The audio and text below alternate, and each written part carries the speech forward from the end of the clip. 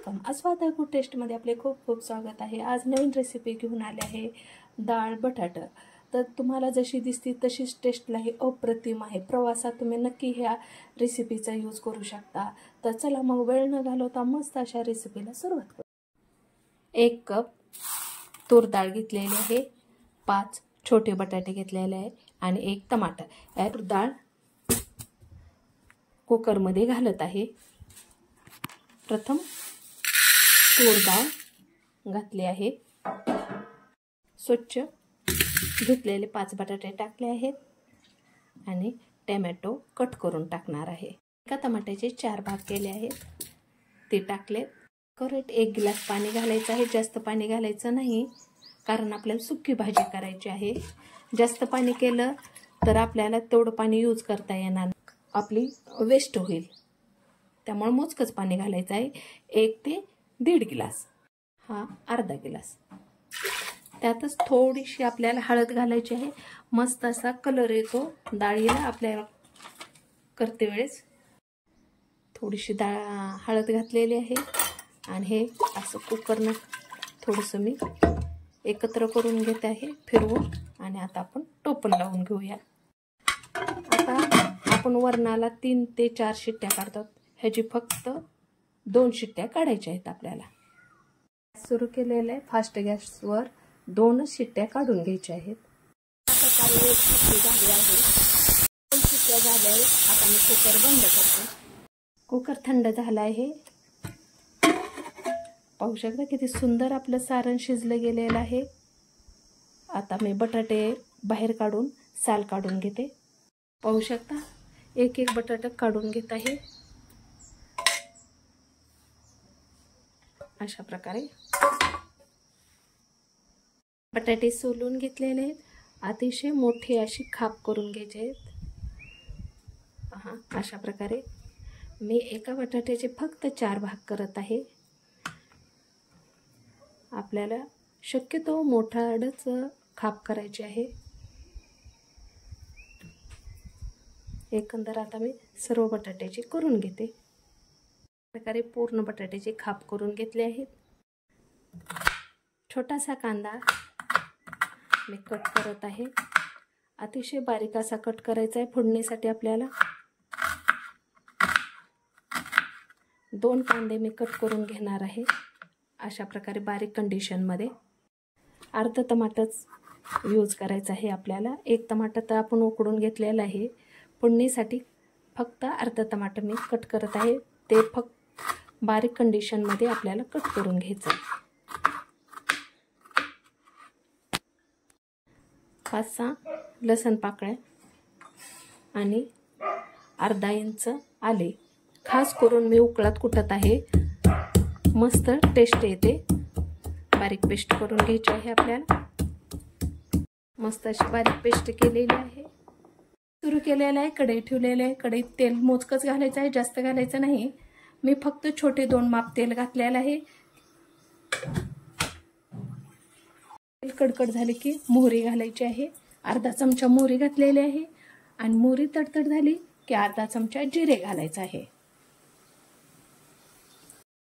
तडतड होत आहे तोपर्यंत आपल्याला कढीपत्त्याचे 5-6 पानं घालायचे आहे.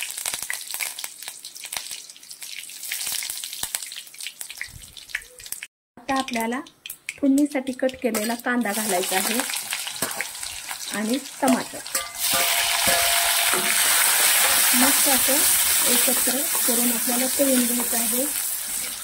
थोडासा फास्ट गॅस करायचा आहे. परफेक्ट सारण तळलं जातं. आता ह्या सारणमध्ये ह्या तेलातच आपल्याला अद्रक लसूणची पेस्ट घालायची आहे, जेणेकरून मस्त तळली जाते.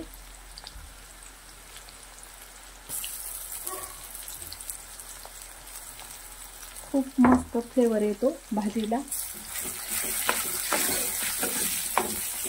आणि ह्या सारणमध्ये आपल्याला कुकरमध्ये उकडलेले जो 1 टमाटा होता ना, तो आपल्याला घालायचा आहे. हा कुकरमध्ये उकडलेला टमाटा कट करून ठेवला होता ना, तो घालून घ्यायचा आहे. आणि हे पूर्ण सारण आपल्याला कमीत कमी 5 ते 7 मिनिटं तेलात परतून घ्यायचं आहे. मस्त त्याची रशी उतरली पाहिजे. अशा प्रकारे मी खास पळीचा यूज करायचा आहे, जेणेकरून टमाटे बारीक होतील आणि प्रेस करून आपल्याला पेस्ट त्याची होईल. पळीला अशा प्रकारे. आता आपल्याला त्यात लाल तिखट घालायचं आहे. तुम्ही तुमच्या आवडीने कोणतेही मिरची यूज करू शकता, पण शक्यतो लाल तिखट घालायचं. मस्त लाल तिखट घातलेलं आहे मी 1.5 ते 2 चमचे.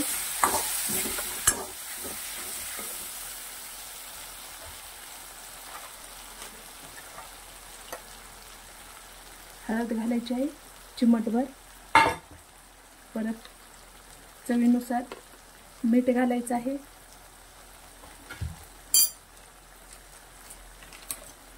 धने पावडर घालायचं आहे. धने पावडर अर्धा चमचा घालत आहे मी. आता हे सारण परतून झालेलं आहे. त्यात आपल्याला सुरुवातीला बटाटा घालायचा आहे आणि परतून घ्यायचं आहे. प्रथम बटाटा परतून घ्यायचा आहे.